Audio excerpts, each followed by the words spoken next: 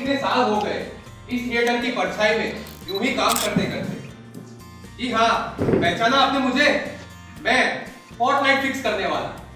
चाहे ये सारे प्रॉप फिक्स करने हो, चाहे ये नर्वस एक्टरों को शांत करना हो, अरे चाहे ये फ्लोर पे गिरी हुई कॉफी क्यों ना साफ करवानी हो, हर बार हर छोटी छोटी चीज में मैंने सबका साथ दिया है। पर आज तक किसी ने भी मुझे तारीफ नहीं की। कैसा लगेगा आपको अगर आपके साथ कोई ऐसा करेगा तो बताइए। पर आज मैंने तय कर लिया है, मैं अपनी कहानी पूरी दुनिया को बता के रहूंगा। मैं ना पीछे से आते समय देख रहा था, आप सब लोग भी लाइन में बैठ गए इन बड़े बड़े चांद जैसे एक्टरों को देखने के लिए। अरे आपको छोटे छोटे सितारों की परवाह ही नहीं है। भाई साहब, हमें खूबसूरत रात बनानी है, उसके लिए आसमान में चांद भी चाहिए और सितारे भी चाहिए, तब तो जाके बनेगा एक खूबसूरत माहौल। स्पॉट बॉय, जरा फोकस यहाँ पे डालो तो।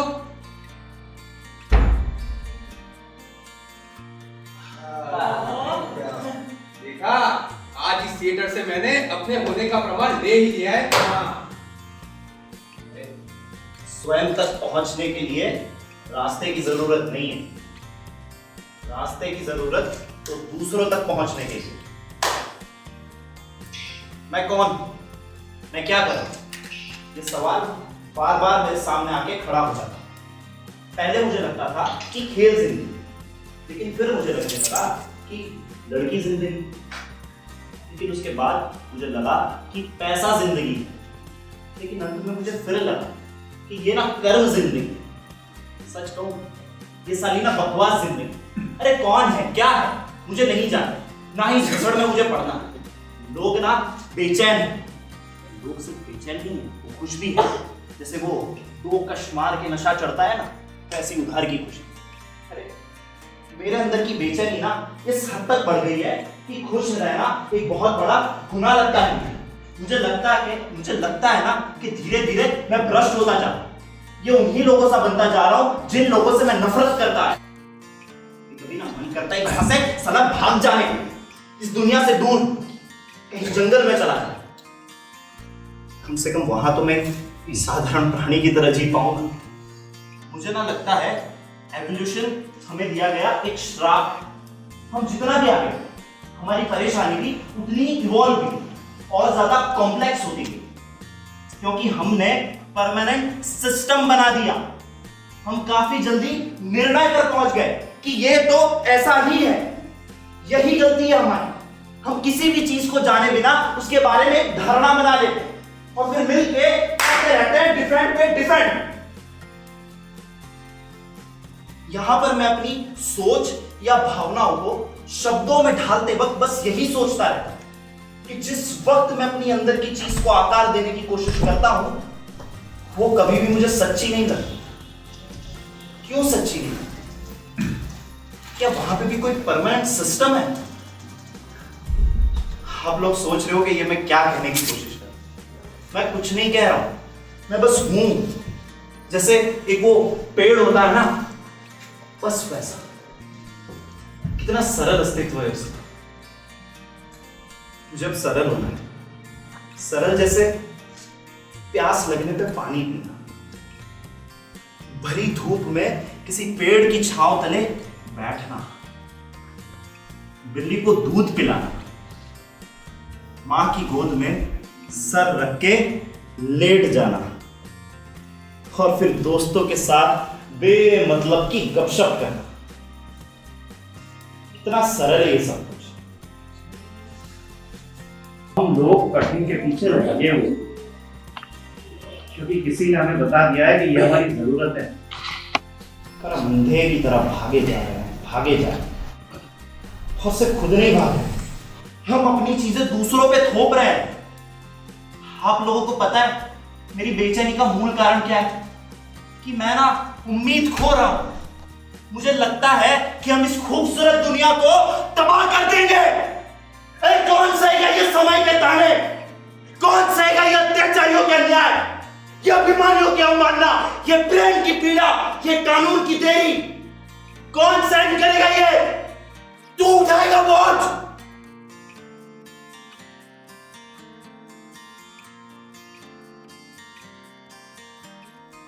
हम एक छुरे से सब कुछ समाप्त कर सकते हैं, लेकिन मृत्यु के बाद के अज्ञात देश का डर, जहां से कोई यात्री वापस नहीं आता, ये डर हमें रोकता है, हमें कमजोर बनाता है। होना या ना होना, यही सवाल है। To be or not to be, that is the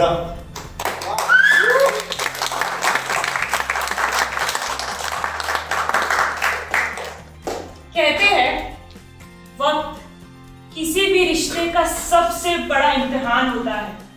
शुरुआत में जो बातें खूबसूरत लगती है, धीरे धीरे वही बोझ बन जाती है। आखिरी कप चाय उस सफर की कहानी है जहां प्यार का स्वाद कम हुआ और ये चाय ठंडी पड़ गई। रेलवे स्टेशन की पुरानी बेंच पर बैठा रमेश हाथों में चाय का कप थामे दूर कहीं देखता जा रहा था। सुबह की पहली ट्रेन निकल गई थी, पर उनके चेहरे पर अब भी वही बेचैनी, जैसे किसी के आने का इंतजार बाकी हो। ए दादू, तुम रोज इतनी सुबह सुबह आ जाते हो, कोई आता भी है तुम्हें लेने? बेटा, मुझे कोई लेने नहीं आता, मैं तो बस किसी का इंतजार करता रहता हूँ। कभी कभी रिश्ते खत्म नहीं होते, बस लोग वक्त रहते उन्हें समझना भूल जाते हैं। मैंने तुम्हारे लिए चाय बनाकर रखी है, पी लो वरना फिर ठंडी होगी, तुम चिल्लाते रहोगे चाय कहाँ है। तुम ना अपने काम से काम रखा करो और मुझे ना अपना काम करने दिया करो। हमने ना रमेश हमेशा काम ही किया है, हमारा रिश्ता भी ना तुम्हारी फाइलों की तरह हो गया है। जब तुम्हें जरूरत है तभी हम बात करते हैं। वो दोनों एक दूसरे से प्यार करते थे, पर वो प्यार प्यार नहीं, ढोंग बन गया था। रमेश को लगता था कि जिम्मेदारी ही प्यार होता है, और सीमा के लिए प्यार करना जैसे एक जिम्मेदारी का काम हो गया था। हमारे लिए चाय बनाकर रख दी है, पी लो, बहुत चीनी डाली है, पीते रहना तुम। निकल मेरे घर से बाहर, निकल। और आज के बाद अपनी ये गंदी शक्ल मुझे मत दिखाना। मेरा घर है, हाँ, मेरा घर। जा रही हूं मैं ये घर छोड़कर। निकल। कभी नहीं आऊंगी मैं, तुम याद मत रखना। आना।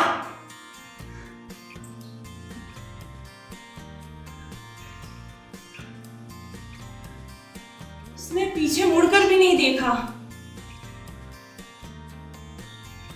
मुड़ने के लिए अब कोई उम्मीद ही नहीं बची थी।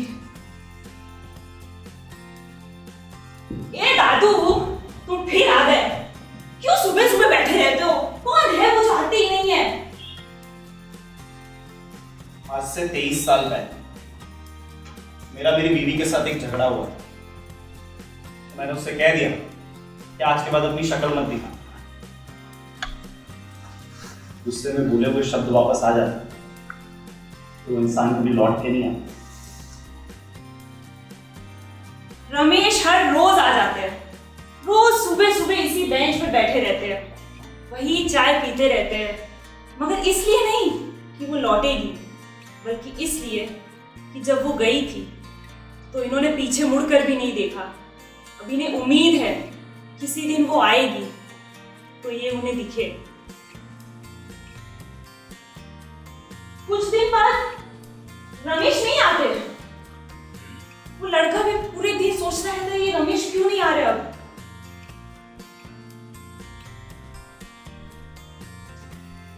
तीसरे दिन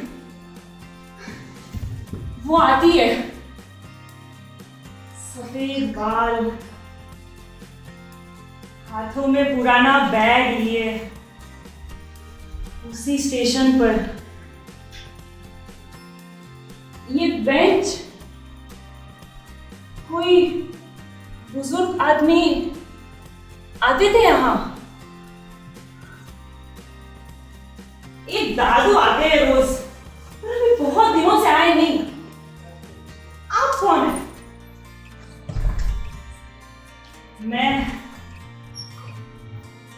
मैं वही हूँ बेटा, जिसके लौटने का इंतजार था उन्हें। कभी कभी इंतजार पूरे हो ही जाते हैं, बस उन्हें निभाना पड़ता है एक कप चाय के साथ। जो आखिरी कप चाय हम बनाते हैं वो किसी और के लिए नहीं होती, बल्कि खुद से मिलने की एक पहली कोशिश होती है। आखिरी कप चाय सिर्फ एक रिश्ते की नहीं, बल्कि वक्त के उस सफर की कहानी है जहां प्यार, उम्मीद, चुप्पी एक दूसरे में घुल जाते हैं। रिश्ते अक्सर गुस्से से नहीं, बल्कि अनकहेपन से मर जाते हैं।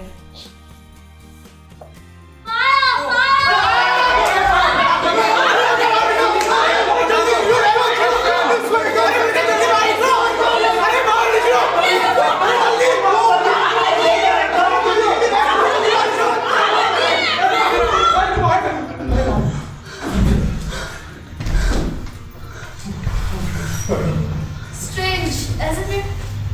People ran with hose pipes, water buckets, like they're going to lose everything. A real fire starts with an alarm beep or a warning. But the fire within us starts with a envy, a harsh word, or a jealous thought. I have seen that fire in my house, in neighborhood, and even in my friends' eyes. But I have never heard anybody taking hose pipes for that. चलो चलो चलो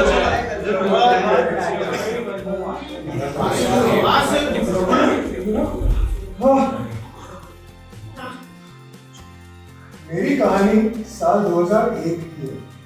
मेरा भी एक छोटा परिवार था, माँ, पापा और मैं। वो सारे खिलौने मुझे भी मिले थे। वो ब्लू कलर की ट्राइसिकल मेरे पास भी थी। ये सब कहाँ से आ रहा था? इसका अंदाजा उस उम्र में कहाँ होता है, और हम भी बेफिक्र थे इस बात से।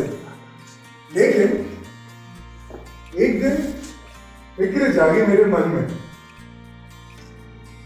जब मुझसे पूछा गया, तुझे पापा चाहिए या मम्मी?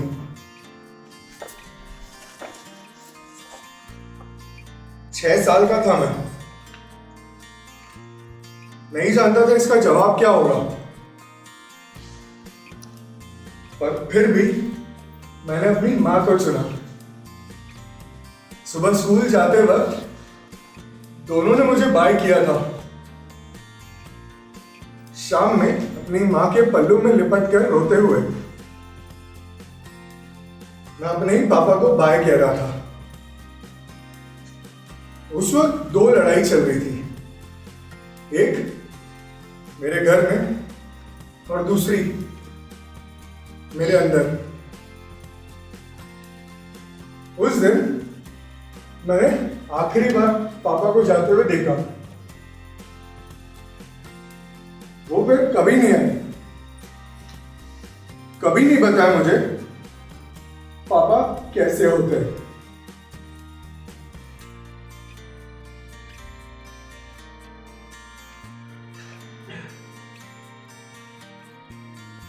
वहीं से शुरू हुई मेरी और माँ की कहानी। हम दोनों ने एक दूसरे का हाथ पकड़ा और चलना शुरू किया। पापा का ना होना कभी महसूस ही नहीं हुआ, क्योंकि माँ ने मुझे फादर्स डे पे भी विश करना सिखाया था। हाँ, पर बुरा लगता जब लोग मजाक उड़ाते, अलग नजर से देखते मुझे। बचपन की एक बात आज भी चिढ़ती है, बच्चों ने खेल खेल में कभी पापा ही नहीं बनने दिया। वो कहते, इसे क्या पता पापा होना क्या होता है। हाँ, मैं नहीं जानता था पापा होना क्या होता है, क्योंकि मेरी माँ ही तो मेरा पापा थी। वक्त बीतता गया और मैं बड़ा होने लगा। माँ ने मेरा हाथ कभी नहीं छोड़ा और मैं भी उनका हाथ पकड़कर चलता रहा। फिर एक दिन 2021 में मुझे एक फोन आया। हेलो, हाँ पापा? हाँ,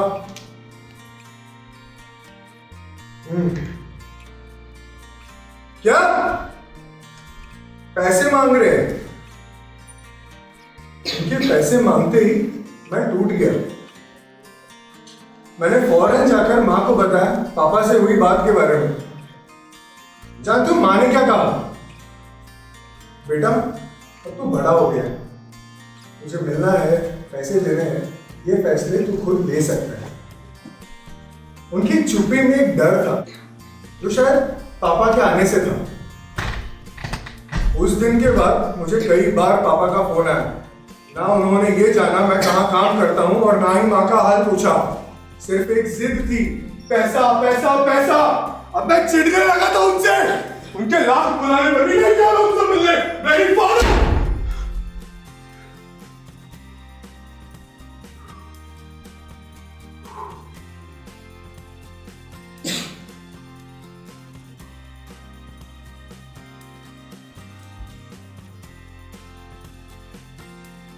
आप लोगों ने अपने अपनी कहानी सुनाई, तो मैं भी एक कहानी सुनाऊं?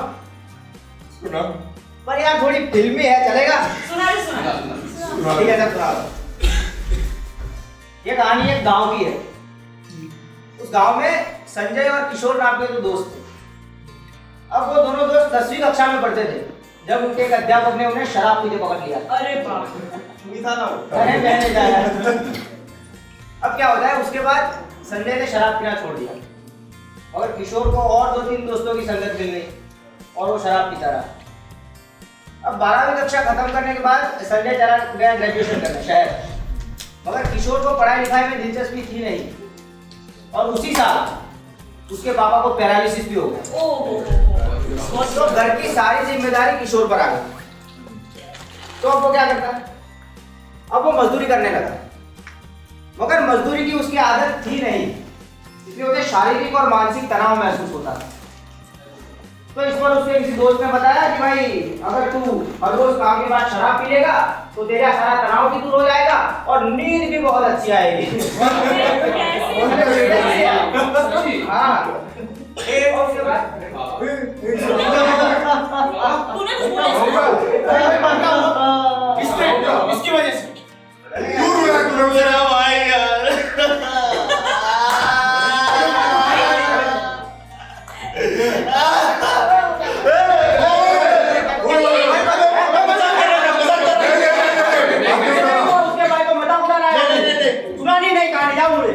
अरे तू बुरा मान गया ये। बोला था पहले एक फिल्मी कहानी है और प्रोड्यूसर मिल गया है मुझे। ठीक है, कोई बात नहीं सुननी है।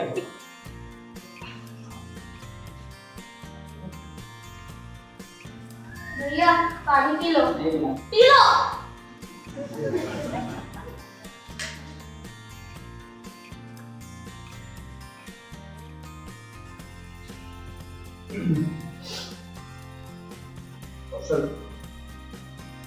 कौशल ठीक है, तू नौटंकी मत कर दे, कितना भी नहीं मारा मैंने तुझे। ये मजाक मत कर दे, बकवास कर रहा है ये। लगा है उसको भाई, एक जोर से लगा है। अरे भाई लगी है उसको। कहानी सुना भाई। नहीं सुनानी। यार कहानी सुना अभी अभी सुना है। आ जा बैठ, साफ करके दे उसको, अच्छे से साफ करके दे। बढ़िया, हाँ आ जा कौशल, आ जा। अरे कहानी कंटिन्यू कर। अभी कोई बकवास नहीं कर रहा है। कोई नहीं करेगा, कोई नहीं कहानी करेगा। सुना दो भाई। एक मिनट ये क्या किया तूने? सेंड डाला ना भाई। सुना, बढ़िया कहानी सुना। अब क्या होता है, किशोर हर रोज शराब पीकर घर आने लगा। बस रहने दे। और घर आकर छोटी छोटी बातों पर घर वालों से झगड़ा करता। कभी उसके बीमार बाप को गाली देता, कभी उसकी माँ को गाली देता, कभी उसकी एक छोटी बहन थी, कभी उसे मारता। और ये सिलसिला लगभग 3-4 सालों तक चला। ओह, 3-4 साल तक।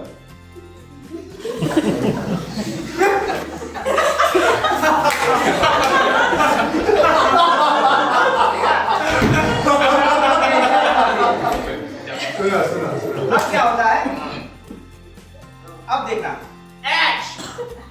एक लड़की से प्यार हो जाता है। वो लड़की भी उसे बहुत चाहती थी और बाद में उन दोनों की सगाई की शराब पीने की आदत की वजह से उन दोनों में झगड़े बहुत हो गए और इसी कारण सगाई के 2 साल बाद उन दोनों की सगाई टूट जाती। बढ़िया। अब किशोर और पीने लगा और ज्यादा पीता था। काम धंधा भी छोड़ दिया, पूरा दिन शराब पीकर पड़ा रहता था और इसी कारण वो बीमार भी रहने लगा। 2 बार उसे अस्पताल में भर्ती करना पड़ा, 2 बार। और उसमें एक बार तो पैसों की मदद उसके दोस्त ने की, संजय ने। अरे संजय जिसके साथ वो शराब पीते पकड़ा गया था ना, वो कमाने लगा था, पढ़ लिख कर अच्छा नौकरी कर रहा था। और डॉक्टर ने भी बोल दिया कि अब इसके शरीर में कुछ बचा नहीं है, शरीर अंदर से पूरा खराब है, किडनी लिवर सब है और उसकी यह हालत उसके लिए कभी भी कोई गंभीर समस्या पैदा कर सकती है। अब जब वो दोबारा लौटा था अस्पताल से तो उस वक्त गांव में पंचायत के चुनाव का माहौल था।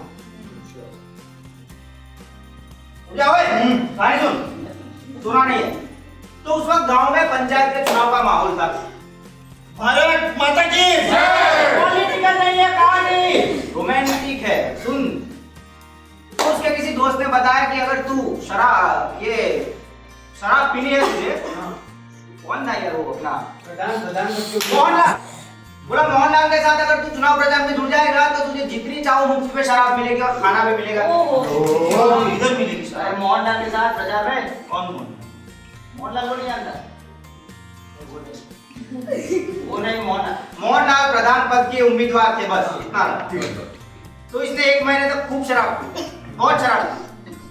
लेकिन जैसे ही 1 महीने बाद प्रचार बंद हुआ, ऊपर की शराब पीना बंद हो गया। अब क्या करता? उसकी माँ भी अब इतनी सावधान हो चुकी थी कि उसे 1 भी रुपया घर से चोरी नहीं करने देती थी।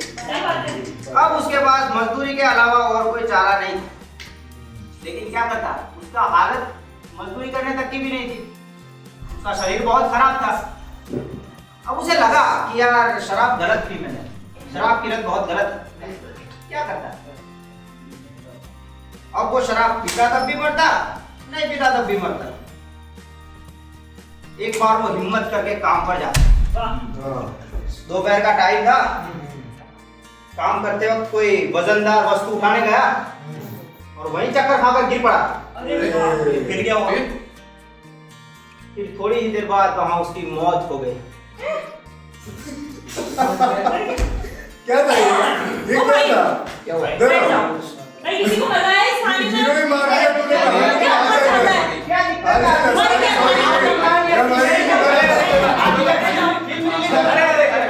दिक्कत હું એક વાત ગુજરાતમાં કડા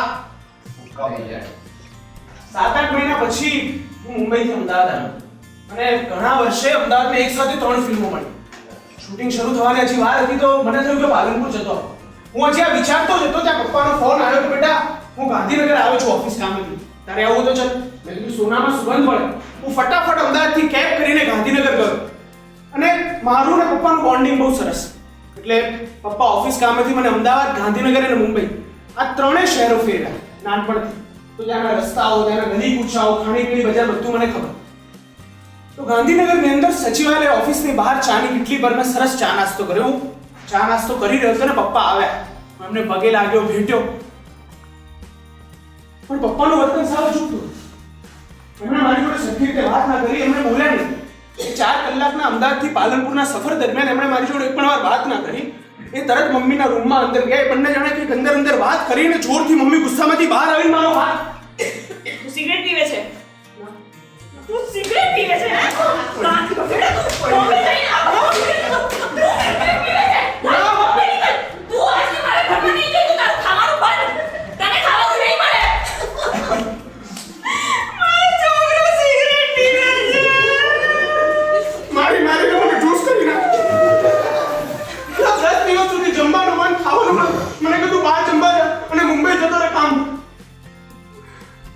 બધું ચાલી ગયું તું યાર.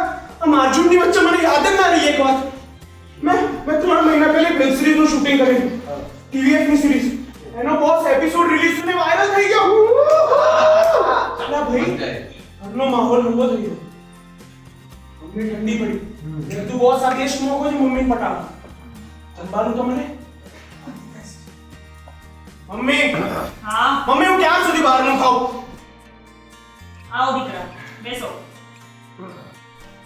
સિગરેટ તો ચાલુ નહીં કરી ને પાછી ના બંધ કરી દીધી ને?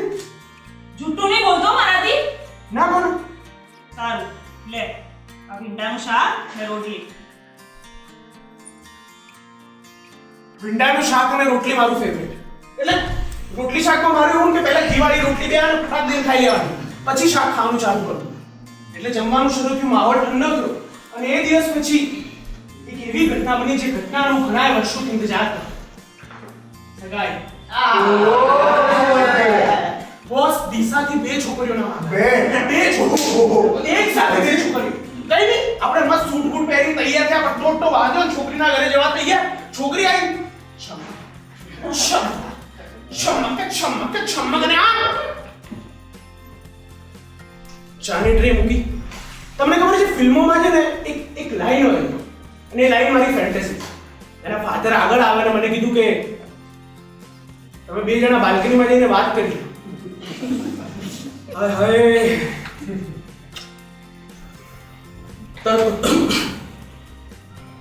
તમારું નામ શું? પ્રિયા પ્રિયા. પ્રિયા રાંધતા આપણે? હા તમે શું ભણ્યા?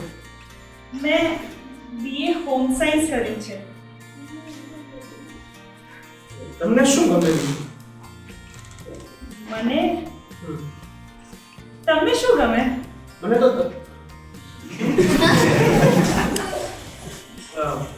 હું ફિલ્મોમાં એક્ટિંગ કરું છું એટલે મને એક્ટિંગ કરવી ગમે.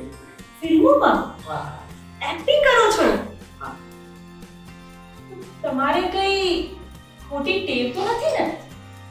એ ફિલ્મોમાં હોય ને કોઈ સ્મોકિંગ કરે, કોઈ ડ્રિંક કરે, એવું કઈ? હા છે પ્રિયા.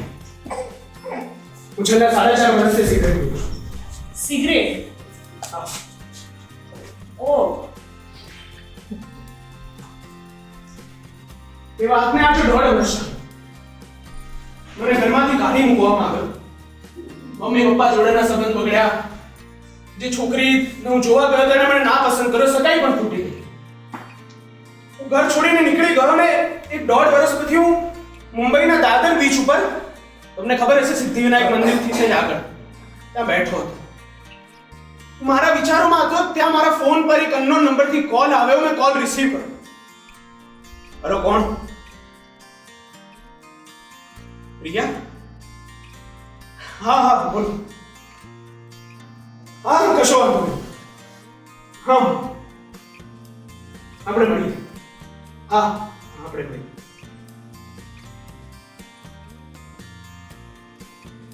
તમને ખબર છે કોનો ફોન? પેલી છોકરીનો જેને મને રિજેક્ટ કર્યો. એને મને સામેથી કીધું કે તમે તો મને પસંદ ગમ્યા હતા, મેં તમને પસંદ કર્યા હતા, પણ મારો પેલો ભાઈ એને કંઈક સોશિયલ મીડિયા પર મારા સિગરેટ પીતા ફોટોઝ જોઈ લીધા અને બીજું બધું હશે એમના માટે બાધાજનક, તો એના મા બાપને ભડકાવ્યા પછી ના પાડી દીધી. એટલે હસવા જેવી વાત નહીં યાર, સાચે. પણ હા એ દિવસ છે ને આટલો દિવસ છે મારી એ છોકરી જોડે વાત ચાલુ અને રેગ્યુલર થાય. એટલે આ બધા હું વિચારોમાં હતો ને મને ધ્યાન ન રહ્યું, પણ હા સિગરેટ સદંતર બંધ કરી દીધી અને કેટલા ઝટકા લાગ્યા બી બંધ કરી. પણ આ વિચારોમાં જે દૂરથી સાયકલ વાળો ભાઈ આવતો તો મારી જોડે, એને મને ઈશારો કર્યો, ચાઈ આપ ભાઈઓ.